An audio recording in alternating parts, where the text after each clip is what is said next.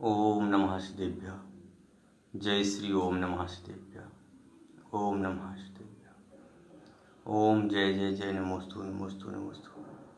नमो अरिहंताणं नमो सिद्धाणं नमो हरिहरं नमो जयं नमो शिवसावनं। चत्वारि मंगलमरन्तामंगलं सिद्धामंगलं सावनमंगलं कीलपुत्रधर्मं। चत्वारि लोकोत्तमा रन्तालोकोत्तमा सिद्धालोकोत्तमा साहुलोकोत्तमा कीलपुत्रधर्मं।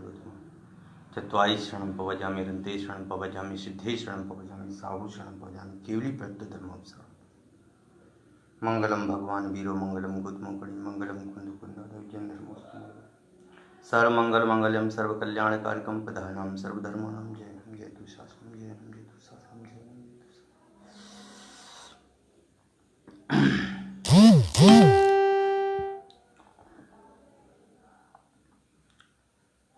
तो आज अपनी जो चर्चा है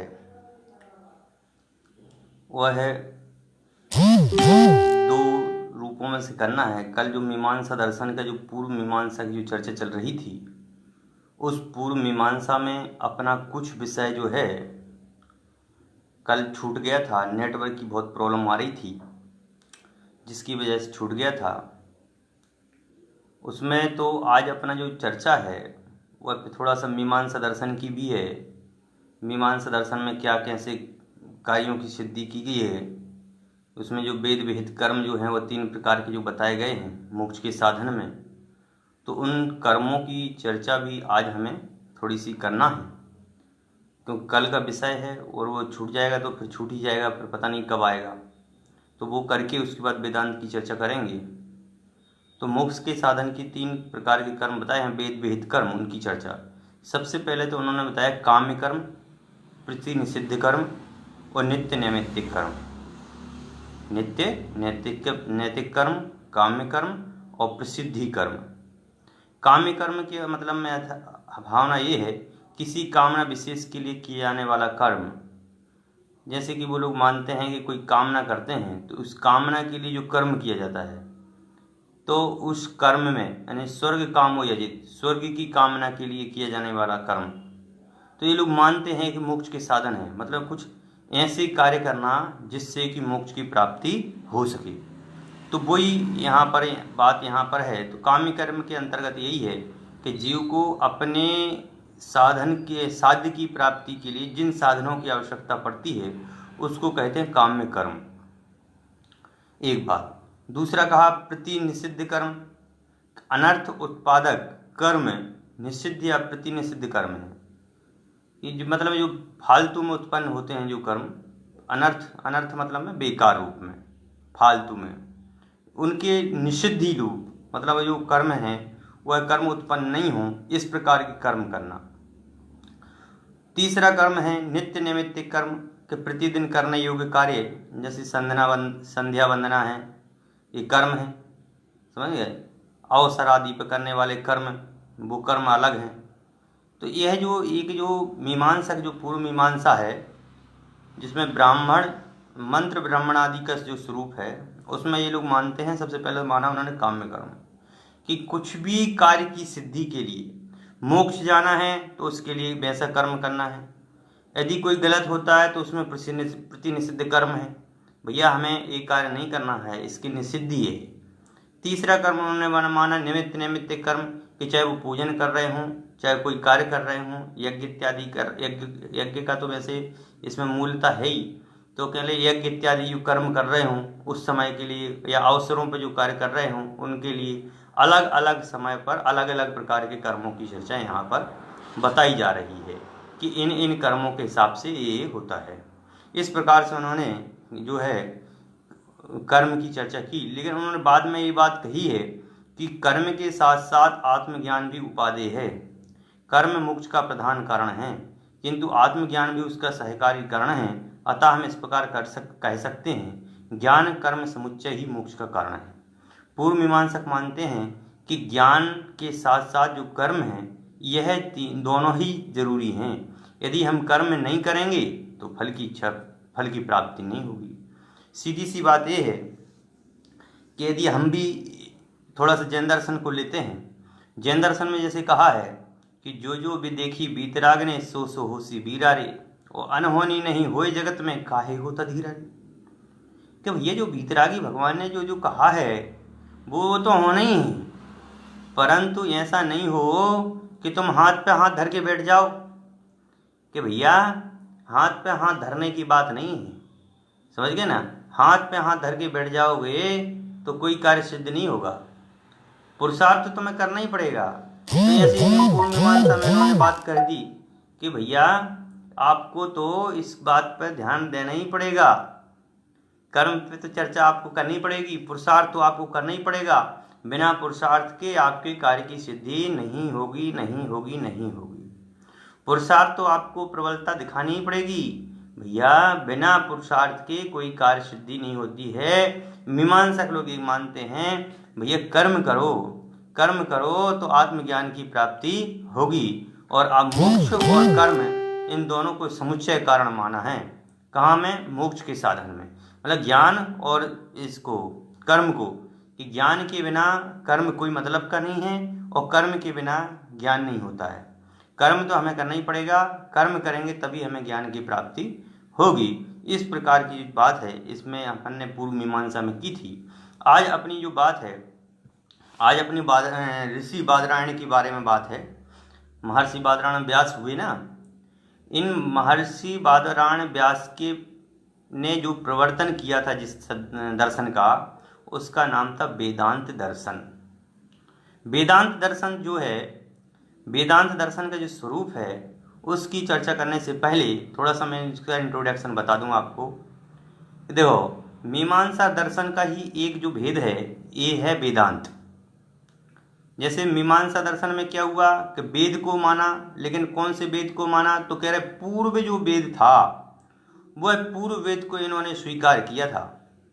जो पूर्व वेद था, पूर्व का मतलब में जो मंत्र ब्राह्मण आदि रूप जो था उसको तो इन्होंने पूर्व मीमांसा कहा। लेकिन जो वेदों को लिया गया, वेदों में मतलब ये ज्ञान और कर्म, जिसमें ज्ञान और कर्म की प्रधानता है वह उत्तर मीमांसा है। और उत्तर मीमांसा को ही वेदांत कहते हैं। क्यों? उत्तर मीमांसा में वेदों से संबंधित सामग्री ही ली जाती है। वहाँ पर कर्म का, ज्ञान का और कर्म धर्म का, ज्ञान और धर्म दोनों चीज़ों का यहाँ पर वर्णन किया जाता है, इसलिए इसको वेदांत दर्शन बोलते हैं। इसके साथ साथ यहाँ आत्मज्ञान कहें या तो कहें ब्रह्म विद्या, और यदि ब्रह्म विद्या को यहाँ पर मानते हैं तो ब्रह्म विद्या को मानने के कारण इसे ब्रह्मवादी दर्शन भी कहते हैं। जिसमें कि सबसे पहले ऋषि बादरायण जो हुए इसके प्रवर्तक हैं वेदांत दर्शन के। वेदांत दर्शन के प्रवर्तक माने जाते हैं। क्यों? नहीं कि इन्होंने सबसे पहले उपनिषदों के आधार पर ब्रह्म सूत्र की रचना की थी। ब्रह्म सूत्र के आधार, बादरायण ने किस ग्रंथ की रचना की थी? ब्रह्म सूत्र की। तो ब्रह्म सूत्र का निर्माण किया था, उसमें लगभग इन्होंने 550 सूत्रों में निबद्ध किया है। जो ब्रह्म सूत्र है वह ब्रह्म सूत्र लगभग 550 सूत्रों में निबद्ध है और ऋषि बादरायण का है। और ब्रह्म सूत्र होने से इसे ब्रह्म दर्शन भी कहते हैं। दूसरा, इसको वेदांत दर्शन भी कहते हैं क्योंकि ये वेदों पर आधारित है। इसको उपनिषदों के आधार पर होने के कारण इसे उत्तर मीमांसा भी इसको कहते हैं। ऐसे कई नामों से इसको यहाँ पर किया गया है। अब जो ऋषि बादरायण हुए, उन बादरायण ऋषि के बाद में अनेक विद्वानों ने, विद्वान ही कहेंगे मतलब में, कि महर्षि बादरायण के बाद जो हुए शंकराचार्य के बाद में ब्रह्मसूत्र पर बहुत सारे विद्वानों ने कार्य किया। और उन विद्वानों ने कार्य के साथ साथ अपना एक सिद्धांत छोड़ दिया। मतलब वेदांत दर्शन, वेदांत जो है बहुत सारा फैल कैसे गया है। वेदांत में कितने सारे मत हो गए, निर्विशेषद्वैत, विशिष्टाद्वैत, द्वैत, अद्वैत, शिव विशिष्टाद्वैत, वीर शिव विशिष्टाद्वैत, शुद्धाद्वैत, अविभागाद्वैत, अनित्यानित्याद्वैत, कितने सारे भेद हो गए। इसका मतलब ये है कि वेदांत दर्शन जो है ये सांप्रदाय और उप सांप्रदाय की अपेक्षा से अनेक भागों में बट गया। और अनेक भागों में बटने के बाद इसका उल्लेख बहुत सारा इसमें किया गया है, जिसकी चर्चा तो अपन बाद में करेंगे। अभी तो मूल विषय जो है वह, लेकिन सबसे पहले मैं जो विशेष जो मतलब मैं दर्शन हुए हैं, बादरायण के बाद शंकराचार्य के बाद में भास्कर हुए, भास्कर के बाद रामानुज हुए। तो शंकर ने तो शारीरिक भाष्य चलाया था जिसका नाम था निर्विषद्वैत दर्शन, समझ गए ना। संघ और भास्कर ने भास्कर भाष्य चलाया जिसका नाम था भेदाभेद। रामानुज ने विशिष्टाद्वैत, मध्व ने द्वैत, निम्बार्क ने द्वैताद्वैत, श्रीकंठ ने शिव विशिष्टाद्वैत, श्रीपति ने वीर शिव विशिष्टाद्वैत, वल्लभ ने शुद्धाद्वैत, विज्ञान भिक्षु ने अविभागाद्वैत और बलदेव ने अनित्यानित्य भेद। मतलब इस प्रकार से अनेक लोगों ने अनेक प्रकार के मतलब में अपने अपने वेदांत की सिद्धांत बनाए और अपने अपने सिद्धांत को उन्होंने उस समय वहाँ पर पुष्ट करने के रूप में किया। लेकिन यहाँ जो मूल विषय है वह मूल विषय तो ये है कि अद्वैत के जो वेदांत दर्शन हैं उस वेदांत दर्शन में दो प्रकार के हैं, एक तो द्वैत और एक है अद्वैत। तो अद्वैत दर्शन में जो आत्मा का स्वरूप जो शंकराचार्य ने बताया है, तो शंकराचार्य ने किस प्रकार से बताया है इसकी चर्चा आज मुख्य रूप से है, उसको अपन देखते हैं। शंकराचार्य का कथन है कि प्रमाण आदि सकल व्यवहारों का आश्रय आत्मा ही है। देखो एक एक लाइन को अपन समझने की कोशिश करेंगे। कह रहे हैं प्रमाण आदि सकल व्यवहारों, चाहे वो प्रमाण हो, चाहे वो अनुमान हो, चाहे वो प्रत्यक्ष हो, चाहे वो इंद्रिय प्रत्यक्ष हो, कोई भी है, प्रमाण शरीर से नहीं होता है, प्रमाण अचेतन वस्तु से नहीं होता है, प्रमाण जो होता है वह चेतन आत्मा से ही होता है। बिना चेतन आत्मा के प्रमाण है ही नहीं, समझ गए। प्रमाण कब होता है? प्रमाण तो जब होता है जब कोई उसको पक्का वादा करने वाला हो। तो बोलिए जड़ शरीर पक्का वादा करेगा? हैं? जड़ शरीर तो पक्का वादा करने से रहा। आप कहोगे नहीं, जो शरीर है यही प्रमाण करता है। अरे भैया, सम्यक ज्ञानम प्रमाणम, सम्यक ज्ञान ही प्रमाण है। जब तक ज्ञान किसको कहते हैं? ज्ञान कहते हैं चेतना को।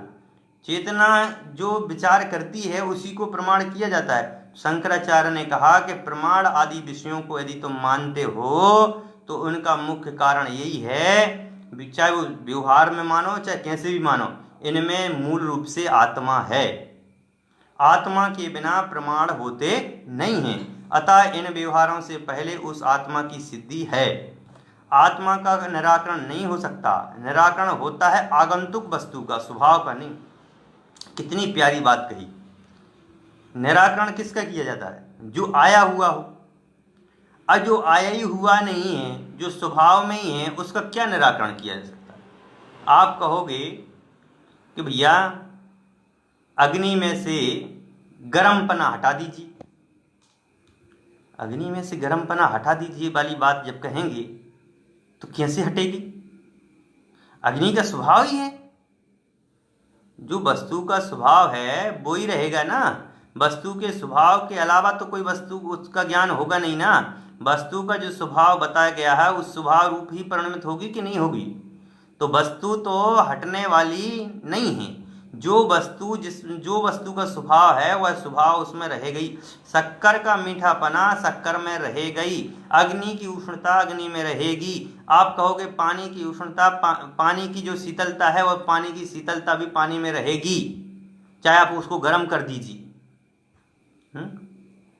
आप कहोगे हैं गर्म करने पर ऐसे कैसे हो सकता है? भैया गर्म करने पर तो वो अपना स्वभाव छोड़ देगी। अरे भैया कितना गर्म पानी हो उसको अग्नि पर डालोगे तो शीतलता देगी, अग्नि बुझ जाएगी। ऐसे यहाँ पर कह रहे हैं कि बिन ज्ञान जो है, मतलब जो बाहर से आई हुई वस्तु है उसका तो निराकरण किया जा सकता है। शरीर में कोई बाहर में मोह राग द्वेष के परिणाम आए तो उनमें तो निराकरण किया जा सकता है, लेकिन अंतरंग जो परिणाम है, जो स्वभाव है, उसका स्वभाव में परिणमन नहीं किया जा सकता। आत्मा जानता देखता अनुभव करता है तो आत्मा जानता देखता अनुभव ही करेगा, समझ गए।